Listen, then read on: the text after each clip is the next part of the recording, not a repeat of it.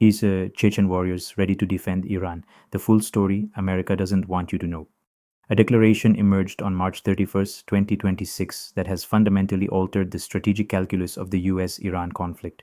Chechen military units, battle tested, Russia aligned, and feared across multiple continents, formally signaled readiness to deploy to Iran. The condition is singular: a single US ground boot on Iranian soil. This was not a rumor circulating on social media. It was reported by Iranian state media, press, TV, Times of India, and NDTV between March 31 and April 1st, 2026. US Senator Chris Murphy, a member of the Senate Foreign Relations Committee, had already warned, this is already a war that is becoming an ongoing disaster. It gets worse if the president is talking about putting ground forces in. You're talking fought that point about dozens, if not hundreds, of new American casualties. And IRGC spokesperson Ibrahim Zulfagari made Iran's position equally clear, stating that Iran's armed forces were ready to cut off the legs of any forces entering its territory. To understand the full weight of this declaration, the identity and history of these fighters must be established. Officially known as the Kadyrovtsy, they are paramilitary forces from Russia's North Caucasus Republic of Chechnya, named after their leader Ramzan Kadyrov, a close ally of Vladimir Putin. Chechnya fought two major wars against Russia following the dissolution of the Soviet Union. After the Second War, Russia installed a pro-Moscow government under the Kadyrov family, and today these fighters operate in full loyalty to the Kremlin. They are trained in combat and counterinsurgency operations, capable of functioning in snow, desert, mountains, and rivers, every terrain type. Military analysts consistently describe them as shock troops, forces designed to break through enemy front lines before conventional units engage. No special preparation is needed against any specific enemy because they are already battle-hardened from decades of active conflict. Currently, these fighters operate as Akhmat Special Forces alongside the Russian military in Ukraine under the command of Commander Abdi Alaudinov.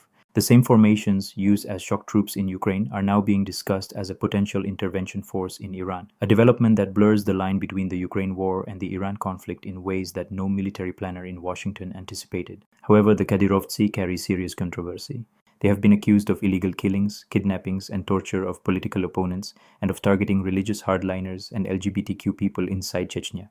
In January 2026, Kadyrov loyalists allegedly kidnapped a woman, the mother of a judge who had criticized Kadyrov, from Nizhny Novgorod and forcibly transported her to Chechnya, according to Al Jazeera. Human rights defender Alexander Cherkasov, previously associated with the Memorial Human Rights Center, also stated that members of Kadyrov's entourage were present in the UAE following the killing of Russian politician Boris Nemtsov in 2015. The formal declaration came in stages. Iranian state media press TV reported that Chechen military units loyal to Kadyrov had declared readiness to deploy to Iran, confirmed by Times of India on March 31st, 2026 and NDTV on April 1st, 2026. Until this point, Chechen authorities had not officially commented on military actions around Iran that began on 28 February. The exception was Commander Abdi Alaudinov, who had already expressed readiness to fight on Iran's side. His exact words, "We must give Iran everything we can, support it in whatever way we can. Even today, I am ready to go and stand up in order to help them repel the ground advance of this army of the Antichrist." He stated explicitly that he is waiting for an order from Vladimir Putin to deploy, and he used the word Dajjal, the Antichrist, to frame the conflict in religious and ideological terms. Kadyrov's own first public statement on the Iran war was more nuanced. He accused the US and Israel of attempting to drive a wedge through the entire Islamic world and called the US-Israel attack during Ramadan a treacherous attack. He condemned the assassination of Ayatollah Ali Khamenei as a tragedy. However, he also stated that Iran's retaliatory strikes on targets in other countries cannot be justified, and that attacks on civilian infrastructure and the deaths of civilians are unacceptable regardless of the circumstances. One critical fact must be stated clearly. There is no independent confirmation from Moscow or any official Russian government channel regarding any planned deployment. What exists is signaling, a form of psychological warfare, but the messaging alone changes the strategic calculation for every US military planner. This war did not begin without context. The war was launched on February 28th in the middle of indirect nuclear talks between Tehran and Washington with the assassination of the leader of the Islamic Revolution, Ayatollah Ali Khamenei, some top-ranking commanders, and ordinary civilians, including over 170 schoolchildren in southern Iran's Minab. Iran's response has been sustained and systematic. In response, Iranian armed forces have so far carried out 86 waves of missile and drone strikes against Israeli military and strategic facilities, as well as US bases and assets across the Persian Gulf region. More than 1 million fighters have been mobilized, regular troops, IRGC units, and basic volunteers. Iran warned it will target the residences of American and Israeli military and political officials across the region. Iran's Red Crescent reported 93,233 non-military sites damaged since February 28, including 71,000 residential buildings. Explosions were heard in Tehran. Parts of the capital experienced temporary power outages. The Grand Husseiniya, a prominent Shia religious hall, suffered damage to its dome and minarets, and a desalination plant on Keshm Island in the Strait of Hormuz was hit. Iran has also blockaded the Strait of Hormuz since February 28, pushing global oil prices above $115 per barrel. Iran's parliament formally approved the Strait of Hormuz Management Plan, imposing tolls on passing vessels, banning American and Israeli ships entirely, and establishing security cooperation with Oman. Two Chinese container ships successfully transited the waterway following coordination with Iranian authorities. Parliament Speaker Mohammad Bagher Ghalibaf accused the U.S. of secretly plotting a ground invasion and warned Gulf countries hosting American forces that Tehran would punish any regional partners involved. The American military buildup in response has been substantial. The United States currently has more than 50,000 troops positioned in the region. On March 29, 2,500 Marines from the 31st Marine Expeditionary Unit arrived alongside 2,500 sailors. The week prior, 2,000 soldiers from the 82nd Airborne Division had already been deployed. The Pentagon is considering sending an additional 10,000 ground troops. Its possible targets include Karg Island, Iran's main oil export hub in the Persian Gulf, and the Strait of Hormuz itself. The Wall Street Journal reported that President Trump is considering a military operation to physically extract approximately 1,000 lbs of enriched uranium from sites in Isfahan and Natanz. No final decision has been made, but Trump told associates he wants the material removed by negotiation or by force. Elite special operations teams would need to enter active combat zones, excavate debris, check for booby traps, and load uranium into specially sealed transport containers. Experts estimate the entire mission could take a week or longer.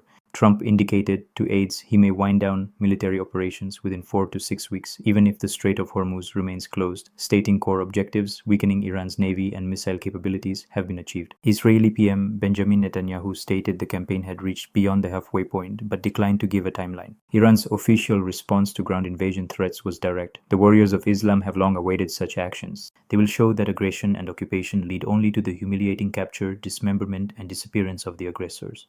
American commanders and soldiers will become good food for the sharks of the Persian Gulf. The question of who stands with Iran reveals a complex web of alliances. The European Union claims Russia is providing intelligence and satellite support, including the location of enemy forces and military targets. Russia has strongly denied these claims. Some analysts believe Chinese satellites are actively supplying targeting data to Iranian forces. China's strategic interest is clear. Iran is a key node in the Belt and Road Initiative, and oil supply security is a national priority for Beijing. Israeli forces reported 4 soldiers killed in southern Lebanon during clashes with Hezbollah. In Iraq, an explosion occurred near Erbil Airport, which hosts U.S. military advisors. Airstrikes targeted popular mobilization forces bases in Babul and Anbar provinces. There is also a significant development on the opposing side. Ukraine dispatched hundreds of experts to Gulf states to help counter Iranian drone capabilities. Pertinently, the presence of Ukrainian forces openly supporting the US and Israel in the war against the Islamic Republic of Iran is also significant. Iran's UN ambassador Amir Said Iravani addressed this directly. Ukraine's admission that it has dispatched hundreds of experts to the region, apparently to help some Persian Gulf governments to confront Iran, is in its essence considered to be providing financial and operational support for an unlawful military aggression led by the United States of America and the Israeli regime against Iran. Ukraine's involvement is widely interpreted as a strategic signal to Russia about the broader direction of the war, potentially linking its fate to the protracted conflict between Moscow and Kyiv. The conflict has spread well beyond Iran's borders. In southern Dubai, falling debris from intercepted missiles injured 4 people. A Kuwaiti tanker caught fire at Dubai port with no casualties. In Saudi Arabia's Al-Kharj province, a drone interception resulted in 2 injuries near Prince Sultan Air Base, which hosts U.S. forces. Near Tel Aviv, munitions fragments caused the evacuation of 8 people with minor injuries. 4 Israeli soldiers were killed in southern Lebanon. An explosion was reported near Erbil Airport in Iraq. Kadyrov addressed UAE President Mohammed bin Zayed Al Nahyan directly, stating the UAE has never had military claims against its neighbors and is considered one of the safest and most stable countries in the world. He proposed a Gulf states meeting in Chechnya for regional coordination. The format had been discussed earlier in 2026 by ambassadors of Saudi Arabia, Qatar, and Bahrain in Russia. Kadyrov postponed it, insisting on UAE participation. These ties are not symbolic. In 2017, a central street in Grozny was named after the UAE president. That same year, an international Quran memorization center opened in Grozny with financing from UAE-linked charitable organizations. Kadyrov's family owns a villa on Palm Jumeirah, Dubai, valued at approximately 14.4 million according to Russian independent outlet iStories. Three additional villas on mainland Dubai were purchased in October 2023 by Kadyrov's cousin Shakrudi Edilgiriev. Kadyrov's son Ili Kadyrov trains MMA in Dubai. In 2023, Kadyrov's children Khadijat Kadyrova and Akhmat Kadyrov participated in the COP28 climate summit in the UAE. In July 2024, Kadyrov personally thanked Qatar's Emir Tamim bin Hamad Al Thani for supporting Chechen businesses. Both sides have presented peace frameworks, but the distance between them is vast. Washington's 15-point proposal demands Iran dismantle its nuclear program, end all support for Hezbollah, Houthis, and PMF, and accept binding limits on ballistic missiles.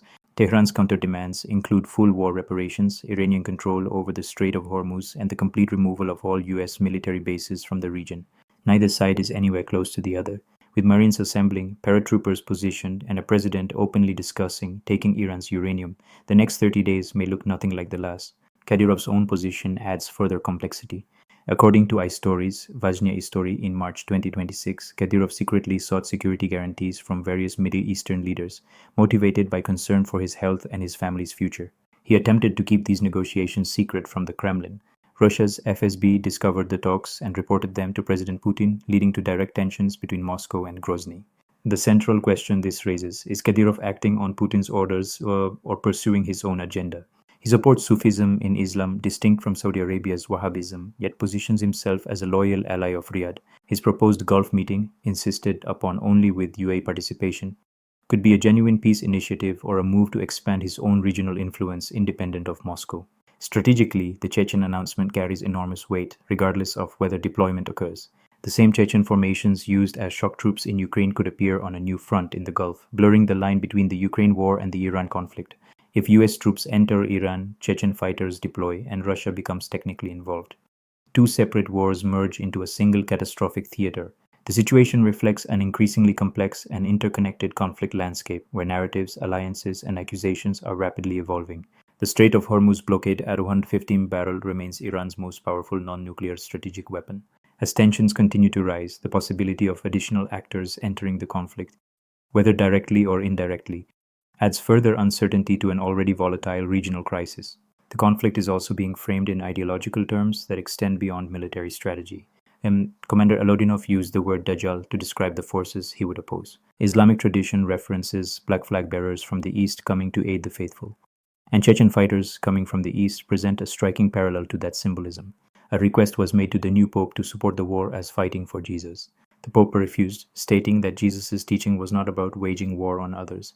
The Sunni-Shia divide, used for decades to fracture Muslim solidarity, is being exposed by this conflict as superficial. Chechen fighters, Sunni and Sufi, declaring readiness to fight alongside the Shia IRGC, is the most concrete symbol of that unity yet seen in this conflict. They have stated they will not fight for Iran. Operation alone has changed the calculation of every military planner considering a ground invasion of Iran